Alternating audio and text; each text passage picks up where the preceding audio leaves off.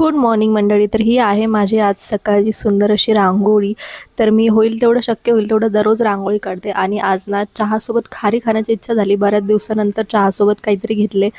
Biscuit मैदा वगैरे बरेच दिवस झालं बंद केले मी, पण कधी कधी खावंसं वाटतंच ना. तर त्यानंतर मच्छर खूप झालेले आहेत वातावरणात, सध्या पाऊस वगैरे चालू आहे म्हणून आम्ही मच्छरची बॅट आणायला गेलो होतो. तर तिथे बघितलं की राख्या आलेल्या आहेत खूप छान अशा. आज घेतल्या नाही मी, पण नंतर कधीतरी घेईल. मग वापस आल्याच्या नंतर मस्तपैकी भाकरी बनवल्या आणि श्रावीला गोबी वगैरेच असं जे आपण सॅलड टाईप करतो ना, ते खूप आवडतं. पण मग मी एक डिसाईड केलं की आपण ना याच्यामध्येच चिली पनीर बनवूया.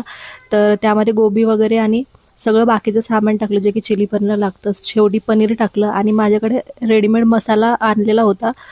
तो मसाल्यामध्ये थोडंसं पाणी मिक्स करून मी त्यामध्ये टाकलं आणि छानपैकी शिजवून घेतलं. ते एकदम हॉटेल स्टाईल चिली पनीर तयार होतं. तुम्ही नक्की हे करून पहा. खूप सोपी रेसिपी आहे आणि घरच्या घरी मस्त आपल्या अवेलेबल असलेल्या सगळ्या साहित्यातून तयार होतं. तो एकदम यमी झालं होतं आणि सोबत भाकरी आणि मस्तपैकी तव्यावरचा झुणका बनवला होता मी. त्याची रेसिपी नक्की टाकणार आहे. चला भेटूया पुढच्या व्लॉगमध्ये.